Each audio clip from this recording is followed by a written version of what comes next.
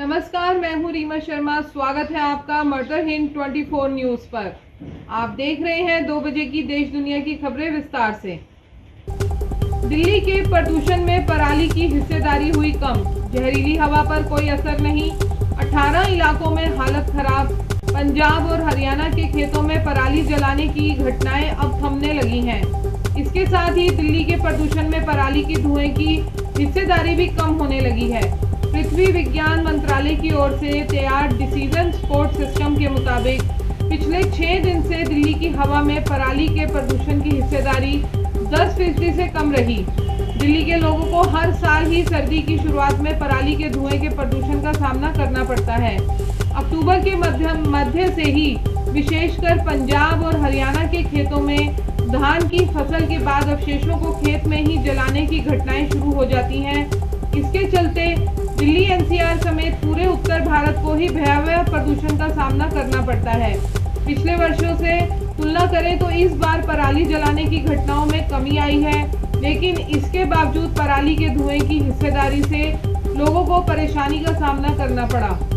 Phone छीना, थाने में पिटाई, पुलिस कस्टडी में प्रॉपर्टी डीलर की मौत। पहले भी चर्चा में रहा थाना।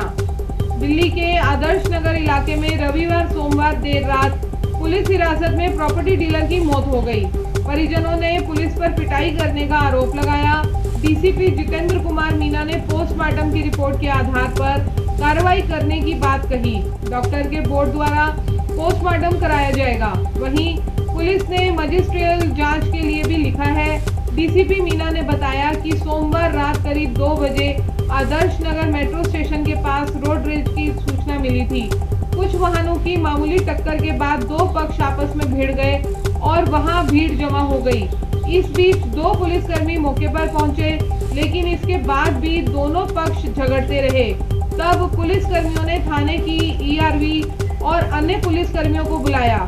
इस दौरान मजलिस पार्क निवासी सूरज अपने दोस्त के साथ बाइक से गुजर रहा था। वह विवाद देखकर रुक गया और बीच बचाव करने लगा। आरोप है कि पुलिसकर्मी वहां मौजूद लोगों की पिटाई करने लगे तो सूरज ने वीडियो बनाना शुरू कर दिया। आरोप है कि इसके बाद पुलिसकर्मियों ने सूरज की भी पिटाई कर दी और फोन छीन लिया। पुलिसकर्मियों के पहुंचने से पहले ही दोनों पक्ष फरार हो गए। घटनास्थल पर मौजूद सूरज सहित 3 लोगों को पुलिस ने हिरासत में ले लिया। डीसीपी जितेंद्र कुमार मीना ने बताया कि सभी का मेडिकल कराया गया और पुलिसकर्मी उन्हें लेकर थाने चले आए। इस दौरान थाने में सूरज की अचानक तबीयत बिगड़ गई। अस्पताल ले गए तो उसे मृत घोषित कर दिया गया। घटना की न्यायिक जांच कराई जाएगी और पोस्टमार्टम रिपोर्ट के आधार पर कार्रवाई की जाएगी। यूपी विधानसभा सेशन के नियमों में बड़ा बदलाव। विधायकों को माननी होंगी कुछ शर्तें। 1 का मोबाइल फोन से कनेक्शन। उत्तर प्रदेश विधानसभा शीतकालीन सत्र कल यानी 28 नवंबर से शुरू हो रहा है। इस बार विधानसभा में कई नए नियम लागू होंगे, जिसे सभी सदस्यों को पालन करना अनिवार्य होगा। 66 साल बाद योगी सरकार में ये नए नियम लागू हो रहे हैं। इसके तहत सदस्यों को झंडा, बैनर, पोस्टर सदन में लाने की अनुमति नहीं होगी। इतना ही नहीं, नए नियम के तहत सदस्यों को सदन के अंदर मोबाइल ले जाने की भी अनुमति नहीं होगी। विधानसभा के पिछले सत्र के दौरान नई रूल बुक को मंजूरी मिली थी। क्या 7 साल बाद शराबबंदी का फैसला वापस लेंगे नीतीश? नए सर्वे के आदेश पर अटकलों के बीच बिहार सीएम का बड़ा ऐलान। बिहार में शराबबंदी के मुद्दे को लेकर एक बार फिर बहस छिड़ गई। राज्य के मुख्यमंत्री नीतीश कुमार ने शराबबंदी पर नए सर्वे का आदेश दे दिया।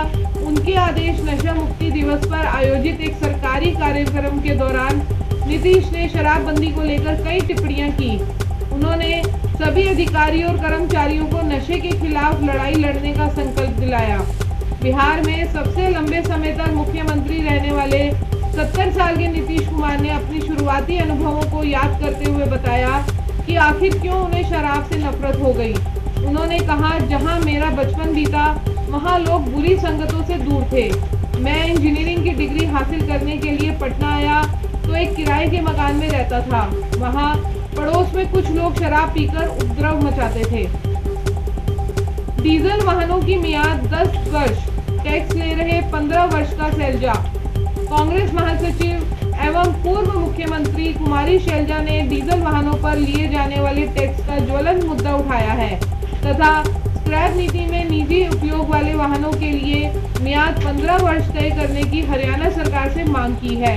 सुश्री शैलजा ने सोमवार को यहां जारी एक बयान में कहा कि सरकार ने डीजल वाहनों की मियाद 10 वर्ष तय की है, लेकिन वह इनके पंजीकरण पर टैक्स 15 साल के लिए वसूल रही है।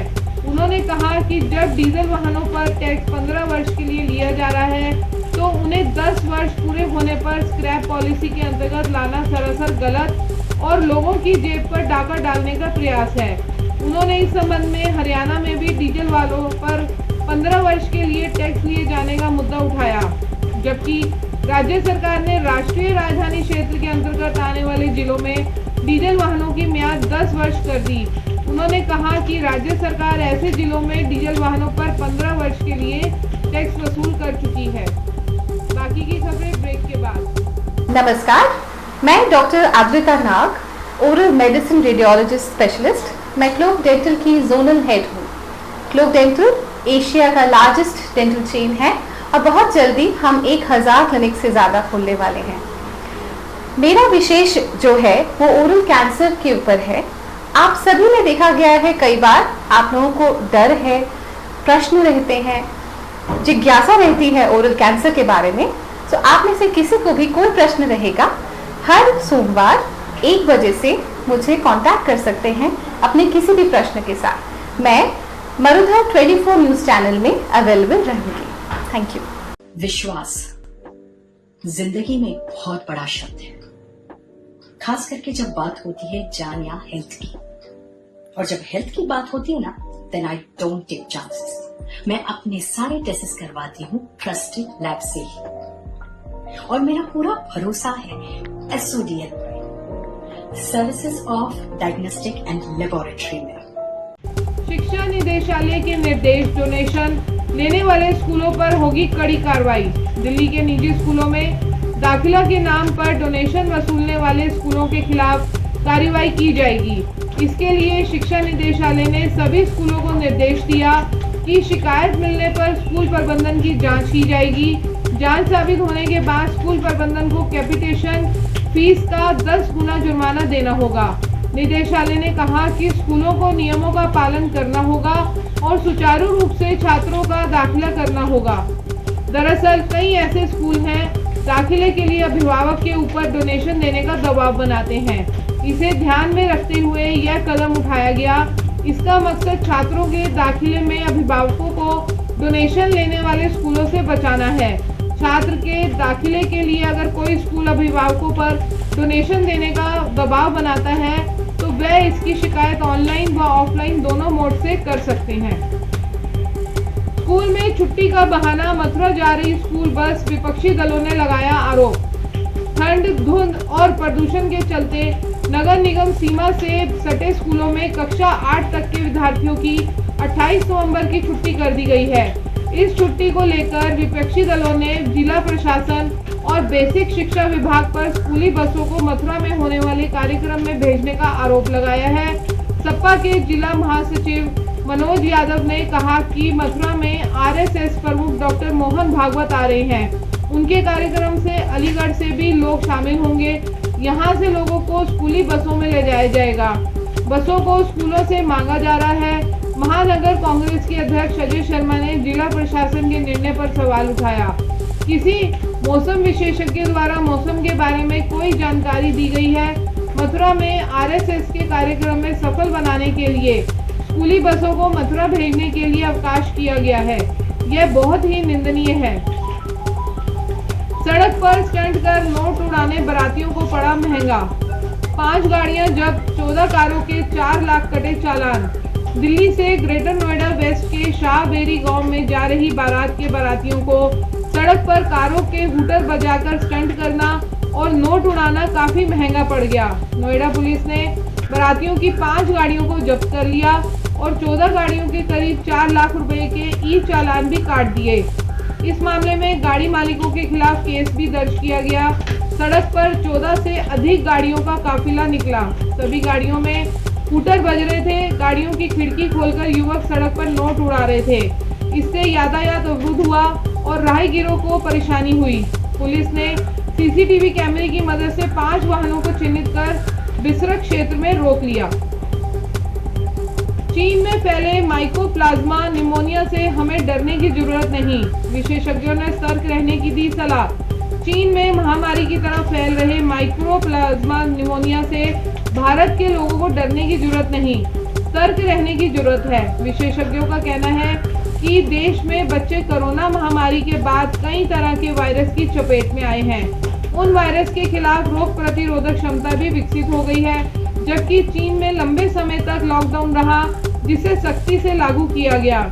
यही वजह है कि चीन के बच्चों में वायरस के बदले स्वरूप के खिलाफ रोग प्रतिरोधक क्षमता विकसित नहीं हो पाई। चीन में वायरस का यही बदला स्वरूप बच्चों को गंभीर कर रहा है। नोएडा में कालिंदी कुंज और दलित प्रेरणा स्थल के बीच बनेगा underpass. Waste to Wonder Park में आने वालों को होगा फायदा। नोएडा में कालिंदी कुंज से दलित प्रेरणा स्थल की ओर जाने वाली सड़क पर अंडरपास बनाया जाएगा। इस परियोजना के लिए अगले महीने टेंडर जारी कर दिया जाएगा। इस अंडरपास के जरिए लोग महामाया फ्लाईओवर और ओखला पक्षी विहार के बीच बनने वाले वेस्ट टू वंडर पार्क में आ जा सकेंगे। नोएडा प्राधिकरण के अधिकारियों ने बताया कि कालिंदी कुंज से आकर दलित प्रेरणा स्थल की ओर जाने वाली सड़क पर फर्नीचर मार्केट के पास अंडरपास बनेगा। यह करीब 7.5 मीटर चौड़ा और 30 मीटर लंबा होगा। इसको करीब 1 करोड़ 90 लाख रुपए की लागत से बनाया जाएगा। सीईओ ने अंडरपास बनाने के लिए सैद्धांतिक सहमति दे दी है। अब अगले 10-15 दिन में टेंडर जारी कर दिया जाएगा। ऐसे में अंडरपास का काम वर्ष 2024 के जनवरी-फरवरी तक शुरू होने की उम्मीद है। अधिकारियों ने बताया कि अंडरपास के जरिए पार्क में अपने वाहनों से आने वाले लोग एक दूसरे हिस्से में आ जा सकेंगे। इसी के साथ हमें दीजिए इजाजत। नमस्कार। आप देश दुनिया की ताज़ा खबरें देखने के लिए हमारी वेबसाइट www.murderhind.com को भी लॉगिन कर सकते हैं। आप हमें फेसबुक और इंस्टाग्राम पर भी फॉलो कर सकते हैं। धन्यवाद।